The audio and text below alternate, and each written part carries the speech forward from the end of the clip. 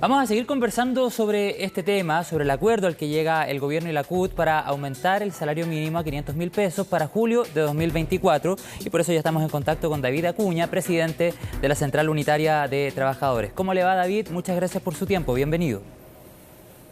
Muchas gracias, José Miguel, por la invitación. Muchas gracias a usted. David, ¿bajo qué argumentos se llega a este acuerdo? Y bueno, ¿cómo reciben finalmente este trabajo mancomunado, este acuerdo que generan con el gobierno?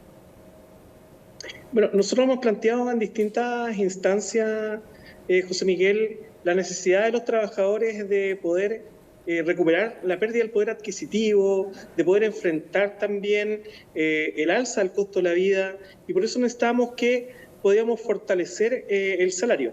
Y es por esto que le planteamos al gobierno hace un par de meses atrás la necesidad de poder adelantar la promesa que había realizado a los trabajadores y trabajadoras el presidente Boric de concretar un salario mínimo por 500.000 pesos.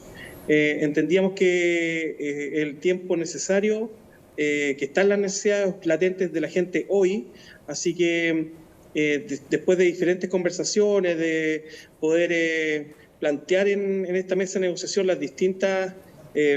nuestras distintas posiciones, pudimos llegar a este acuerdo que nos permite poder llevar al Congreso y donde esperamos poder refrendarlo y poder contar con un ingreso para los trabajadores y trabajadoras, un ingreso mínimo a partir ya de julio del próximo año de Claro. 500.000 pesos. Y de aprobarse, David, ¿cómo conjugar la responsabilidad económica, por una parte, con el cuidado del empleo? Porque también surgen cuestionamientos o ciertas reacciones en torno a eso. Sí, mira, nosotros hemos planteado esto de manera con gradualidad y también lo hemos planteado con responsabilidad, porque efectivamente entendiendo que estamos en periodos donde necesitamos fortalecer nosotros tanto el empleo como también entregarle seguridad económica a los trabajadores, es que creemos que tenemos que avanzar fuertemente en esto. El incremento del año pasado del salario mínimo no fomentó la informalidad, al contrario, se formalizaron más trabajadores, fue profundizándose también la contratación, pero ahí queremos ir fortaleciendo. Esto apuntamos nosotros a que poder fortalecer el salario también fomenta la formalización de los trabajadores y trabajadoras. Y es ahí donde hay algunas encuestas que nos pueden también orientar o guiar en ese sentido. Sí, de hecho el ministro de Hacienda, Mario Marcel, también hacía referencia al aumento en la formalización, que es lo que señalaba usted recién. ¿Qué se conversó en este encuentro sobre las pymes? Porque recién estábamos conversando con nuestra compañera, la periodista de Economía, Belén Vázquez, y nos mostraba diferentes reacciones desde el mundo de las pymes. De hecho, decían algunos de ellos, nosotros recién nos vamos a reunir el miércoles para saber de qué manera el gobierno nos podría ayudar, por ejemplo, a poder solventar un salario mínimo que tienda al alza. ¿Qué se conversó sobre las pymes en este encuentro antes de que se llegara al acuerdo con el gobierno?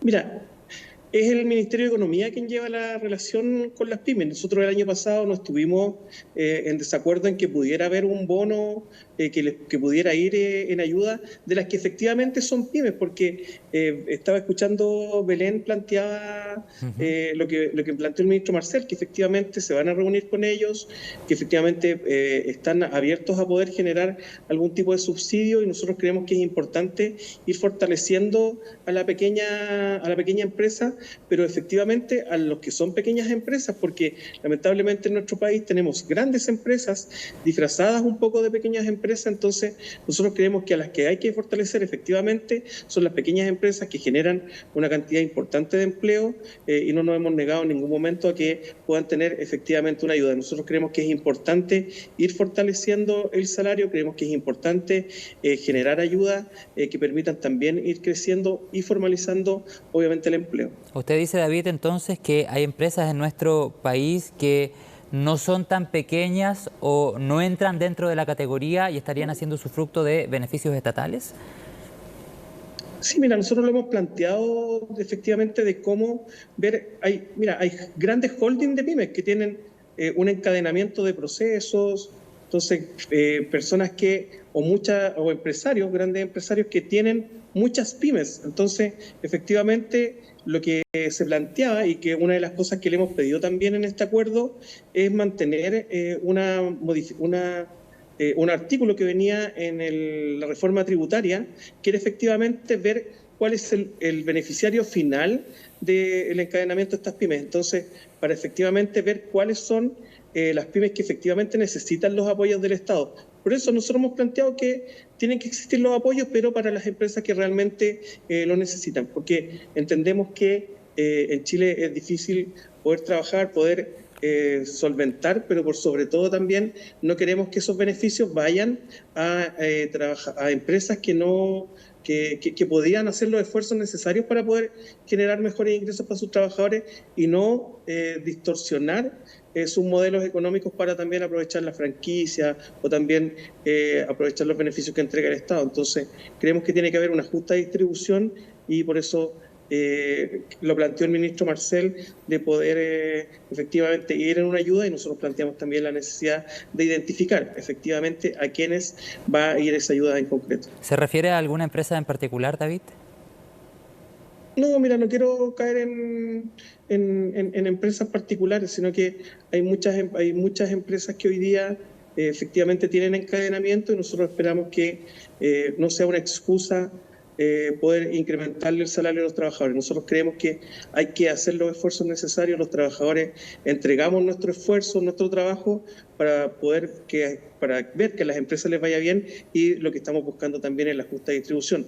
Tengamos en cuenta que muchas de esas pymes no tienen sindicatos o no pueden negociar colectivamente. Entonces, la única forma que tienen de poder incrementar sus salarios es a través del incremento del salario mínimo. Entonces, por eso creemos que es importante poder ir fortaleciendo, y creemos que esta es una buena negociación y una buena noticia para todo ese grupo importante, cerca de 906.000 trabajadores que le afecta directamente de un universo.Nosotros hemos llegado a plantear que es un universo entre 2,5 millones y 3 millones de trabajadores que les beneficia el incremento del salario mínimo. Por supuesto, es una buena noticia, tiene que pasar por el Parlamento, también lo estábamos conversando con Belén Vázquez recién, y respecto a los plazos también, con la idea de entregar certeza a la población y a la ciudadanía que hasta ahora está en la pantalla, la idea es promulgarlo antes del 1 de mayo, ¿verdad? ¿Eso lo conversaron también tras el acuerdo?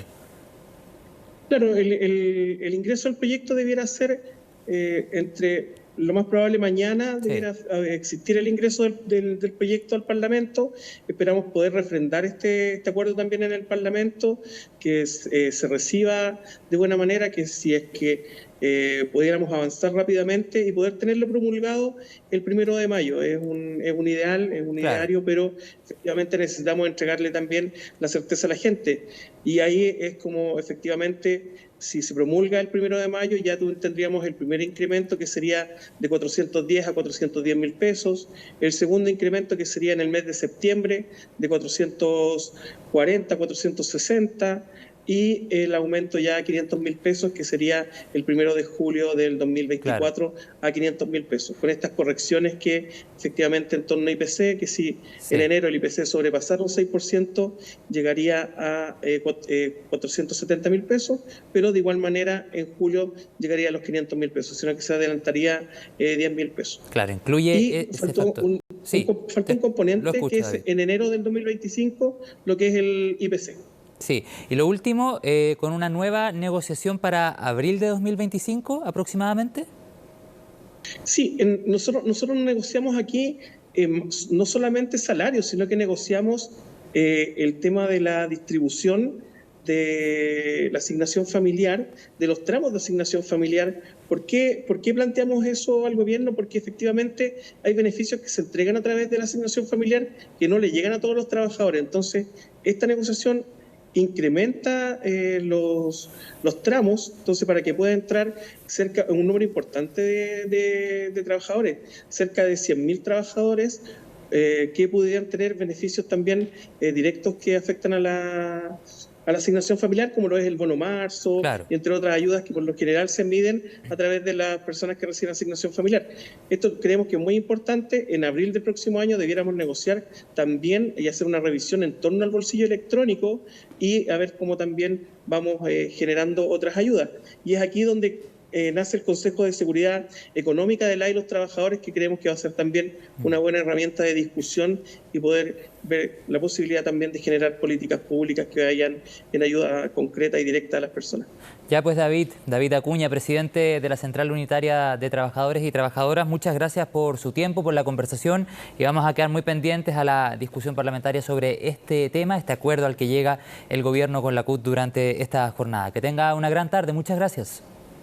Muchas gracias, José Manuel Miguel, y quería invitar a todos los trabajadores y trabajadoras a este 1 de mayo, donde vamos a estar en las Alamedas. Ahí vamos a tener nuestro acto central en Portugal con la Alameda frente al GAM para que celebremos tanto 40 horas como esperamos poder contar también ya con la promulgación del salario mínimo. Así que un gran abrazo a todos y a todas y los esperamos el 1 de mayo en las calles. Muchas gracias, David, que tenga buena tarde.